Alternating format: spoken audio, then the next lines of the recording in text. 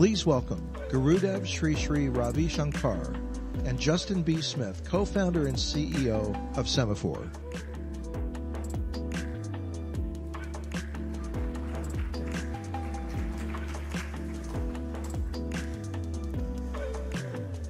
Good morning, everybody. This is the penultimate conversation of the World Happiness Summit, and could think of no better person, really, in the entire world to interview than Gurudev Sri Sri Ravi Shankar. I'm just going to give it a short but formal introduction. Gurudev is a global humanitarian, spiritual leader, and ambassador of peace. His programs for health and holistic well-being have impacted more than 800 million people in more than 180 countries around the world. Gurudev believes that inner peace is the key to peace in the world outside. He seeks to build bridges between beliefs and religions to universalize wisdom and foster greater compassion, love, and mutual understanding for a stress-free and violence-free society. Not a bad mission statement. Thank you. So welcome and thank you so much for joining us on World Happiness Day. It's really a great privilege. A personal question. Can you share with us the first time in your life when you developed an insight or maybe even an epiphany on this notion of how to become a happy and fulfilled person? Well, from my young days, I always dreamt of a society free from violence. Wherever there was conflict, I wanted to jump in and then separate the parties, That has been my tendency. Then this idea, growing up with my teacher who has been with Mahatma Gandhi for 4 decades, and I was always inspired by a non-violent movement in society. So we grew up, though I have never seen Mahatma Gandhi, he had gone long before I was born, but the people who stayed with him, who lived with him, were one of my inspirations. They used to tell me stories about those days with him, and he would, how with such a resolute mind, he would go hold on to the principle of nonviolence. And, this ancient thought of the world is one family was always ringing in my mind. So as a child, I used to say to my friends, I have family all over the world, and I want As a young child? I was just 8, 9-year-old. Okay. But then my friends would come and ask my mother, and she would just scold me, why do you tell lies? Imaginary friends. Yeah. Yes. But that was almost like a compulsion in me. I had to say that, I know somewhere in my subconscious mind that's what was coming up. That's beautiful. So you once said that, as preparing for this interview, I was looking at some of your past comments, and you once said, ask me the questions that Google can't answer. And so I Googled, how can I be happy? And Google gave me 6 answers. Practice gratitude, engage in regular exercise, prioritize sleep, practice mindfulness, cultivate relationships, and set reasonable goals. So how would you answer it if Google said that? De-stress yourself. Stress is the main cause of unhappiness. You can't say, I'm happy and I'm so stressed. They can't coexist, you see? And if you're not stressed, nothing can make you unhappy. So this is the notion of inner peace. Absolutely. Being the sort of the key to happiness. Yeah. Like beauty is an inner experience. Joy is an experience from inside. It's a state of your mind. Same is happiness. And inside, if we are all muddled up and so stressed up and we are angry, agitated, or anxiety and uncertainty in the mind, happiness, though it is our true nature, we will not be able to experience it. So this morning we announced, or Gallup announced, that Finland and a few of the other Nordic countries, Iceland, had been named the happiest countries in the world. You travel all around the world. Does the data sync up with your experience? Are you surprised that the Scandinavian countries keep on winning? As far as Scandinavian countries, yes, my experience is, yes, they are happier because they have very little thing to worry about themselves. They worry about the whole world. They worry about the environment. They worry about the other nations in the world. That's something I can vouch for. Interesting. And since you also have so much experience working with government leaders and civic leaders, do you think it's possible for individuals, leaders, governments to actually design and build large-scale communities of happy people, or even design and build happy countries? Yeah, I think that should be one of their agenda. Not just giving shelter and food to people, but see that people are happy. In this happiness index, though I don't agree with India, that's the India's ranking, because I have traveled length and breadth of India.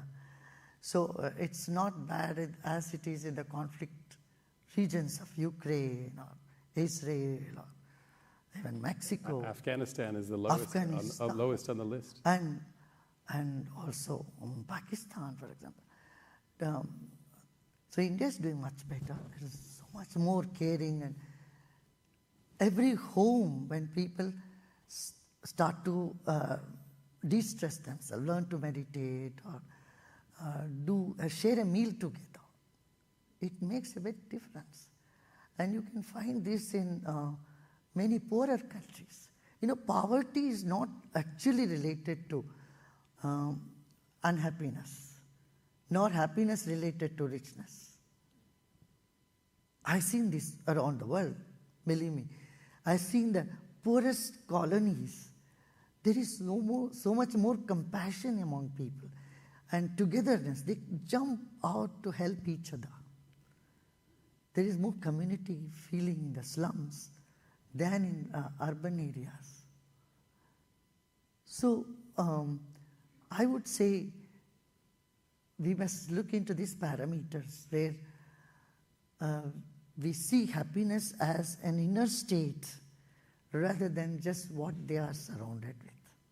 Of course, that counts, but this is one more fact that one must see, the state of mind, how less tense they are, how more confident they are, how zeal and enthusiasm they are bonding themselves with others.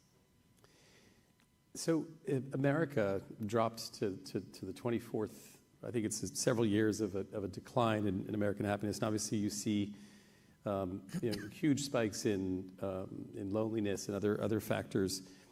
And I think the political environment is more divided in this country than it's been in a very long time. It's sort of the red and the blue states.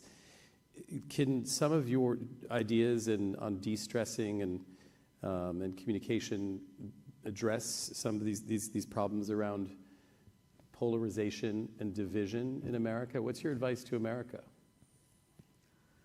I'm more concerned about the youth of America.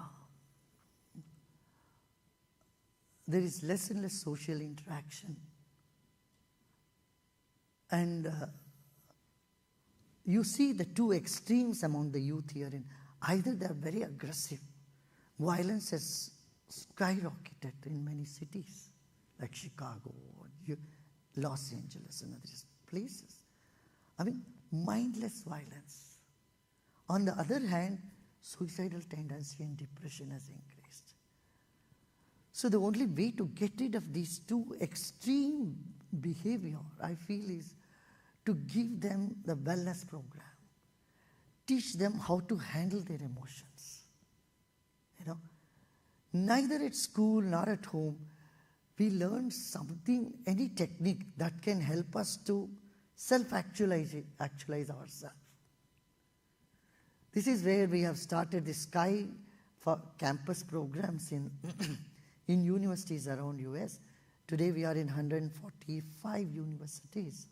And Sky is a meditation program. Meditation, breathing, and many other small techniques by which they can regulate their emotions.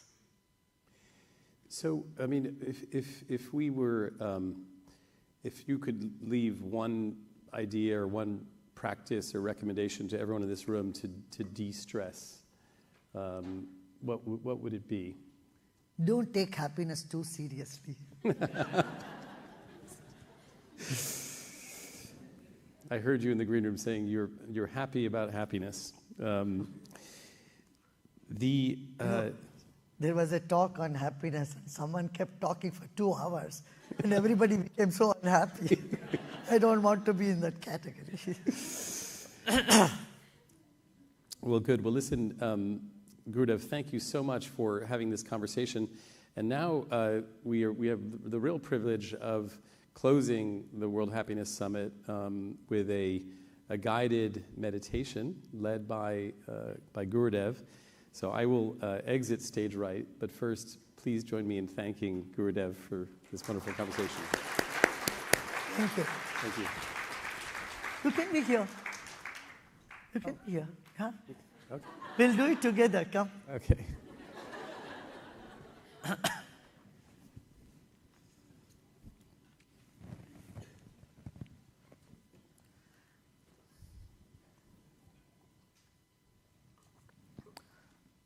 I'm going to lead you in a short meditation. This will be short. We all breathe, right? Otherwise you won't be here. We're all breathing, and we also blink our eyes. Not only when we don't know the answer, but even otherwise. Right? Today we are going to synchronize our breath with our eye movement. How is that? Are you ready for it? See, let's see what happens. It's a simple thing. Okay, I'll add one more thing. Movement of our hands. Let's keep our palms open. And eyes closed. Now, let's bring our fingers together and breathe in and open our eyes. Open your eyes wide. Hold the breath. And as you breathe in, breathe out, open your fingers and let's close our eyes. Synchronizing breath with the eye movement. We breathe in and open the eyes, then we breathe out and close our eyes. Let's do this with the finger movement as well. Eyes open, all the fingers together, and as we close our eyes, the palms open, breath out. Let's do this now 5 times. Breathe in.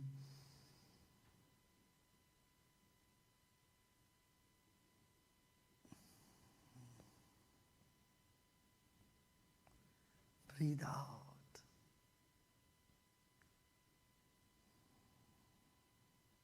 Just breathe in.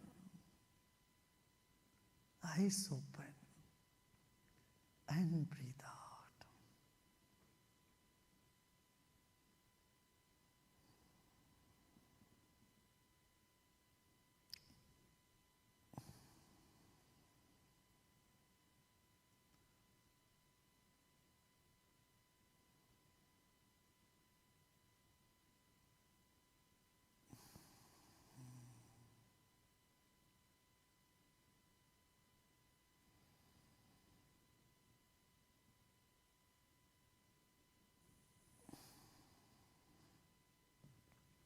Now let's sit back and relax.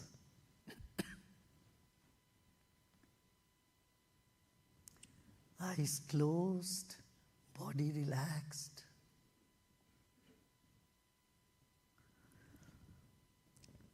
Become aware of the weight of your body.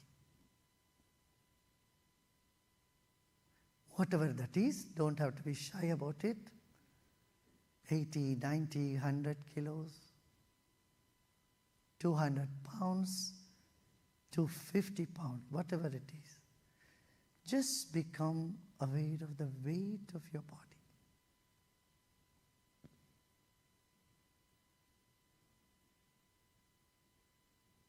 Let's take another deep breath in and hold the breath. And as you breathe out, relax your whole body and place the weight of your body on the chair you are sitting.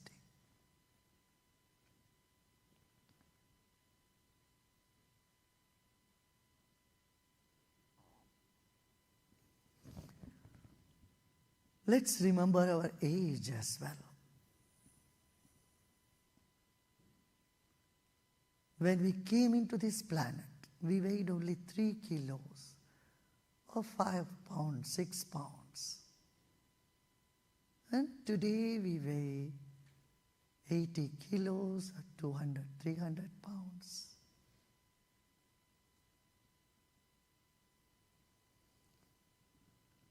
Let's become aware the chair we are sitting is carrying the weight of our body.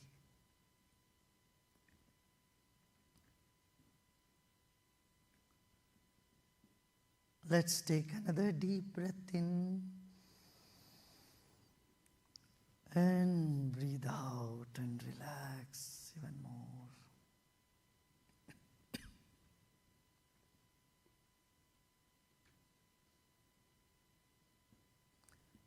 Honor your own body. It's the most precious gift you have received in life.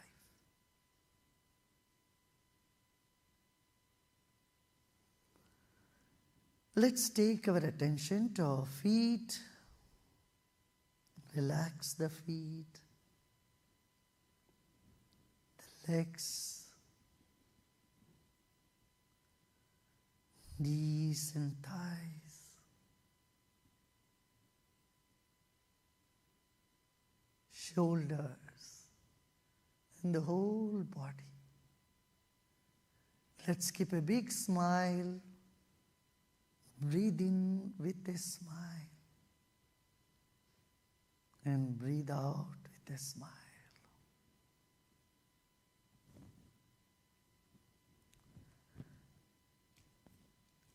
As you smile, all the muscles in your face gets relaxed.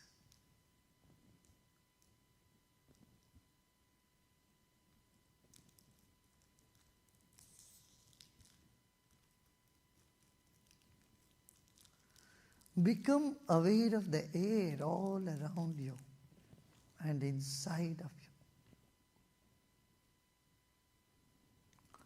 you.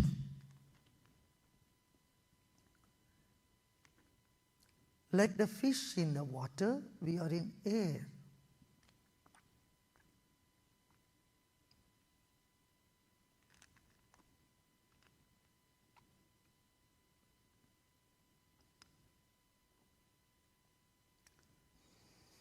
Let's breathe in and breathe out.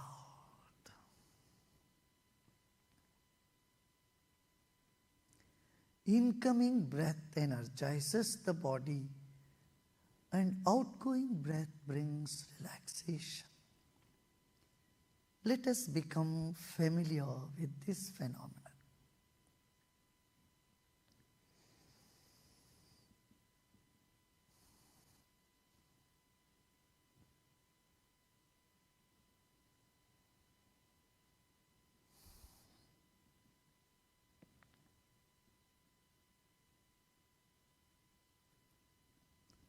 Let's move on to the third dimension, the mind.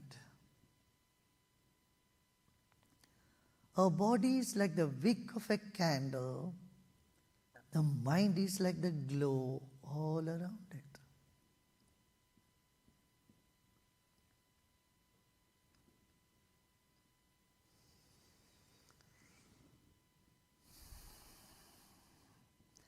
As the body relaxes, the mind expands.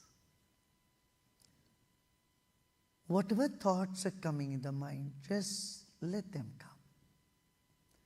Good thoughts, bad thoughts, just welcome them all.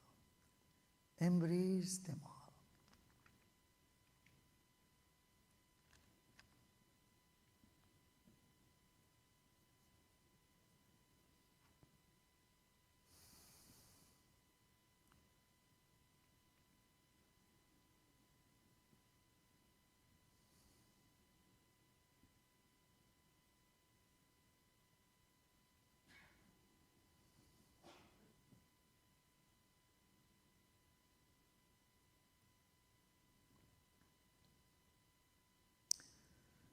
Next couple of minutes, let's let go of all our effort.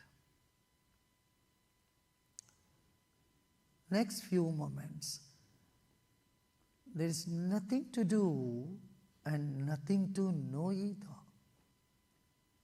Just be and relax.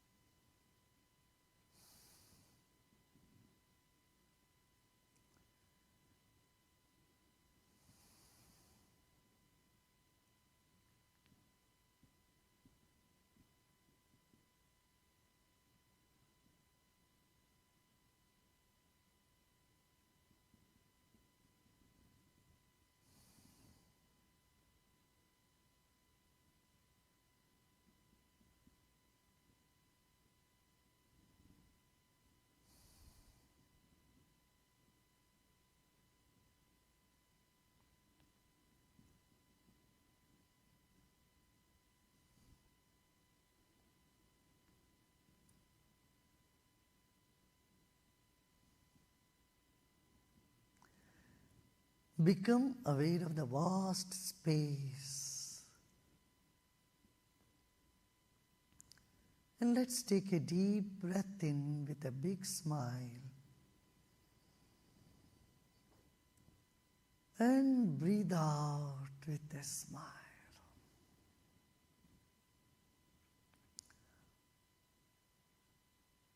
Let the smile percolate to the back of our head.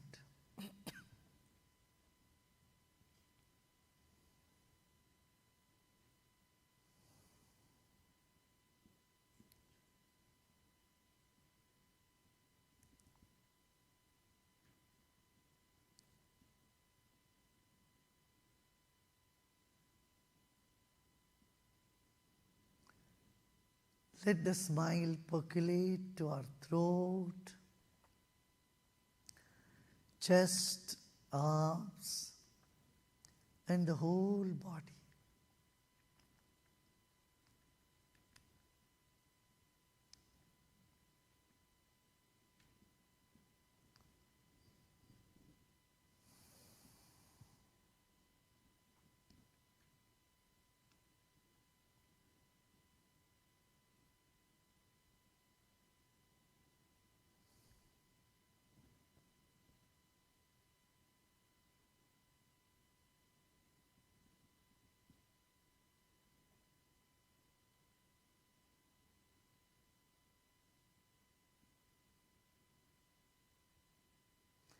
Let's take our attention to the top of the head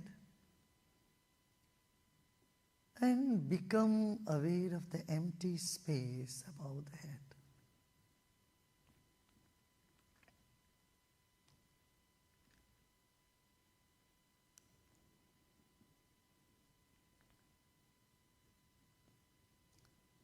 Another deep breath in with a big smile. And breathe out with a big smile. And you may gently open your eyes.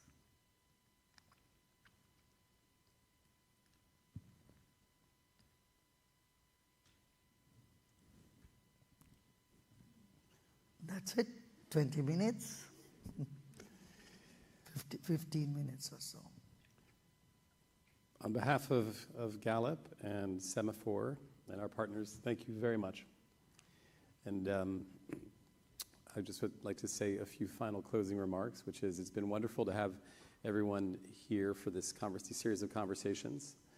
It's an incredibly urgent and important topic.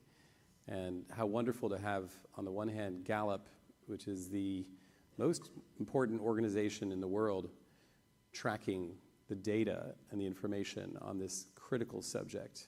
They're an outlier in terms of how deeply invested they are in this subject, on the one hand.